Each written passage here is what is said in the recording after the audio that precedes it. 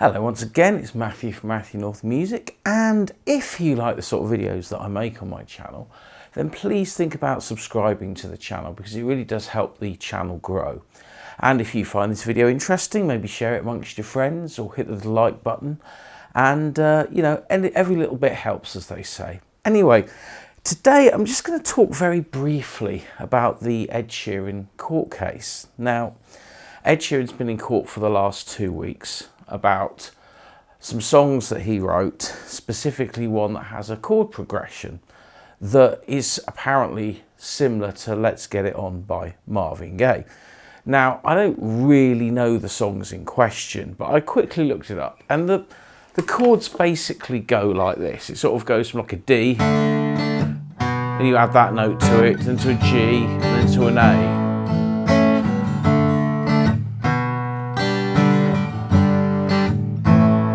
Well, that's a chord progression that you sort of hear in millions of songs, you know.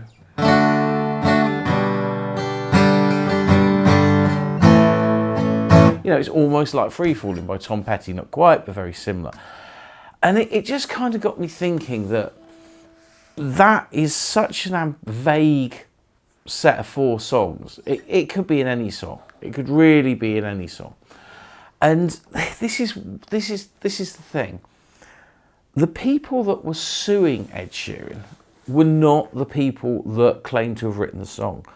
They were relatives of one of the co-writers of the song. And that's very important because when songs are written like by committee, like by co-writers, different people throw in different bits to the song. So my first thought is, did this relative, who, presumably died a long time ago, was this person the one that wrote did they write that chord sequence, or did they write something that was nothing to do with that? Maybe a bridge or maybe part of the lyrics? We don't really know, because when these things are created, people are sort of just sat in a room. Quite often they're sat in the studio and they're just writing songs as they go, and no one really remembers who wrote what bit, and they certainly would never make copious notes in case somebody else copied the song. I mean, if they had written something and it was blatantly obvious. I mean, here's an example. If somebody wrote a song where the opening riff went,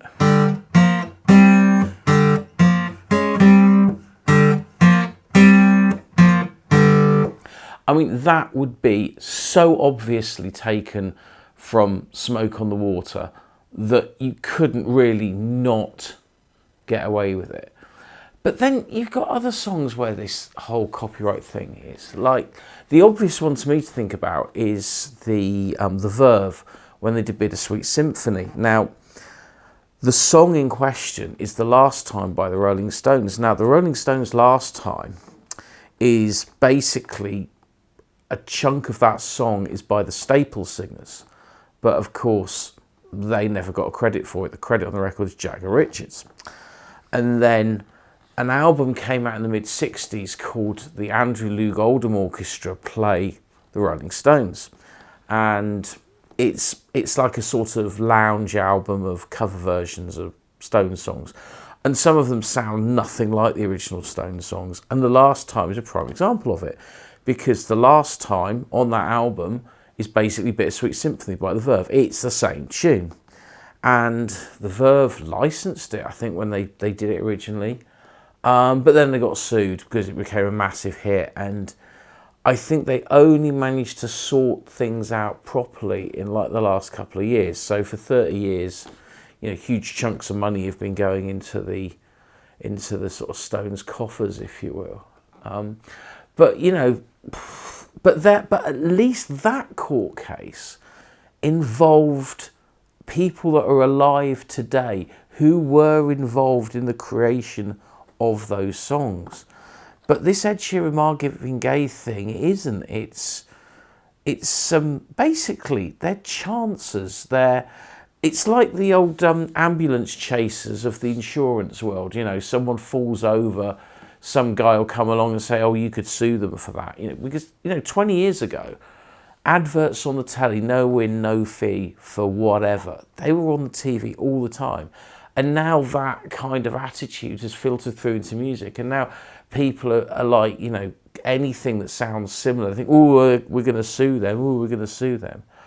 I mean, take three basic chords like, an E, G, and A, and just go in.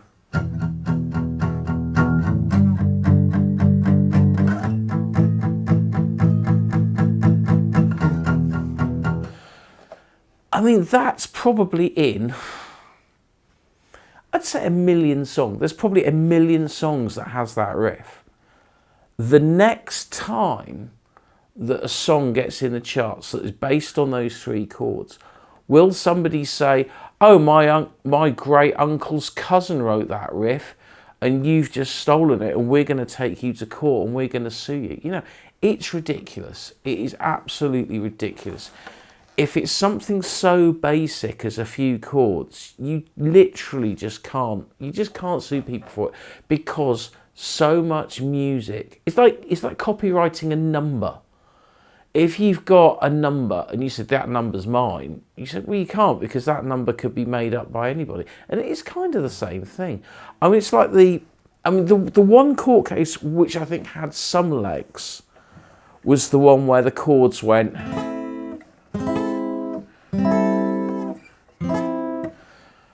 That start of the Spirit song sounds a little bit like Stairway to Heaven, and the two bands toured together, so Led Zeppelin would have heard those chords.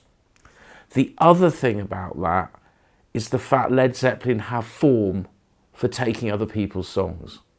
I mean, the whole of the first album, brilliant album that it is, but it's nearly all cover versions, and some of the songs credited to the band they didn't write. The obvious one is Jake Holmes's Dazed and Confused. Yes, they changed the lyrics, but the whole riff and everything's the same. The song was released before Led Zeppelin even formed. When Jimmy Page was in the Yardbirds, they did a cover of the Jake Holmes song, credited Jake Holmes with it. And so there's no way you could say that's an original Led Zeppelin song, because it clearly wasn't. And same with all the blues songs that were on like Led Zeppelin 2 and stuff. And they did have to cough up in the courts. Now, they won the court battle on the Stairway to Heaven song. And my personal opinion is, I'm not a legal person, but I kind of think, well, theirs is the more famous song. But, did they nick it? I kind of think they probably did, but I'm not a lawyer and I don't want to get sued. But, in my humble opinion, the Spirit song sounds like Stairway to Heaven. They toured with Spirit, so make of that what you will. But, there's so many, it's like a crazy little thing called love. I mean, even Led Zeppelin Stairway to Heaven's got... It's the same notes. Free Falling again.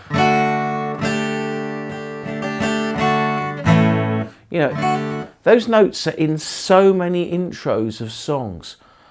In just sliding the D chord up and down the guitar.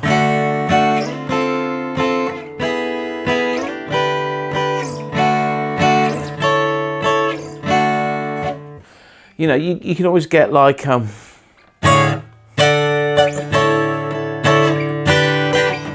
Run Like Hell, and then you got Wishbone Ashes Blown Free.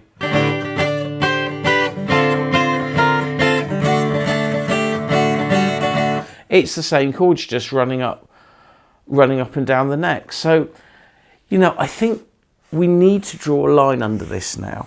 And I think that if a music publisher's going to sue somebody for nicking a song, unless they have very good grounds, they just need to realise you just can't do that. And all you're actually going to end up doing is losing loads of money to lawyers. Because, this court case, I mean, they've been in court for 2 weeks. I mean, bloody Ed Sheeran had to miss his grand's funeral because of it. I mean, it's really, really, really rubbish. It really is how this has been left to go on like that. And now, of course, we're in this horrible, I mean, I'm going to probably do a video on this, but this whole AI thing is just, you know, we had auto-tune and Melodyne and stuff like that, which, for the record, I don't use. I have had it installed on my system. And I said to her the other day, I recorded some secrets for September tracks years ago with Ellie. And she said, oh, can you put auto-tune on my voice? I said, yeah, well, I will. And then I took it straight off again because we didn't need it. And it's dishonest. You know, if you're going to fix something, just sing it again until you get it right. But now we've got this AI thing where it's going to be, you know, you'll be able to punch into a computer and say, I don't know, do me a song by the Sisters of Mercy in the style of Neil Young and Bob Dylan. And out spits, you know, Dominion on a beaten up acoustic guitar in Carnegie Hall in 1972. And that's really going to muddy the waters. I mean, I only recently found out that there's a really famous hip-hop album called 3 Feet High and Rising by De La Soul. Now, that album has never been on streaming services until very recently. And that's because it's taken them 30 years to clear all the samples that were used on that record, because there were so many, they didn't even know who they were from, and they had to, you know, they had to spend years researching all of this stuff. But, you know, they did it legally, and they've paid everyone, and it's all fine. Now, samples are a completely different thing, because a sample is an identifiable sound, and they are, you know, generally people use samples because they're well known anyway. They want that sound. I mean, you know, the Hey that's on Close to the Edit by the Arts Noise, I mean, that's probably been on a zillion records. And that's, in a way, it's kind of easy to sort stuff like that out. But the whole idea that you can just take, you know, some basic chords, you know, G, D to an A minor. I mean, probably one of the most famous songs to have those three chords is Knocking on Heaven's Door by Bob Dylan. Is Bob Dylan gonna sue every band that goes,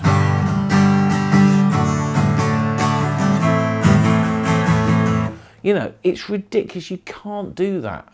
And you can't do that now because there's huge numbers of songs get released every day. I know there's this figure of 60,000 on Spotify a day, but I think it's actually more like, it's all around about 20,000.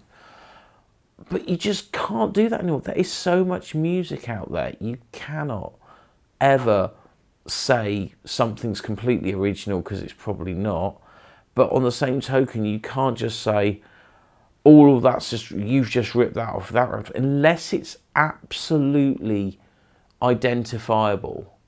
You can't do that. You just can't do that. So going,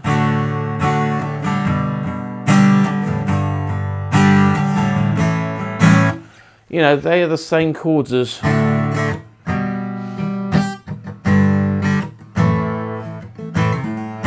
and the other thing is, with singer-songwriters, a lot of singer-songwriters play with the D chord or the D shape as the opening chord, because it's a very easy chord to play. I mean, if I get a capo on the guitar, I might have one in here.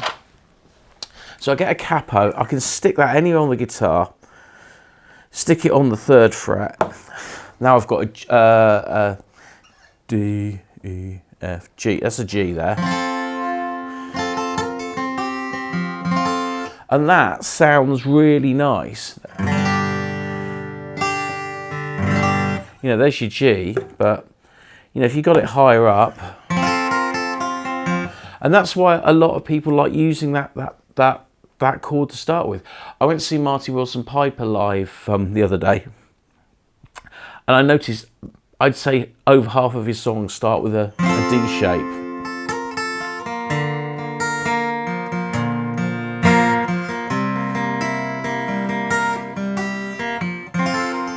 I mean, again, that's basically the same chord shapes as the Marvin Gaye song. Am I now ripping off Marvin Gaye because I've, you know, that. I mean, that doesn't quite sound the same as when I played it lower down. I could move this right up here, so that we've got a D, C, I don't know what that is, it's high, but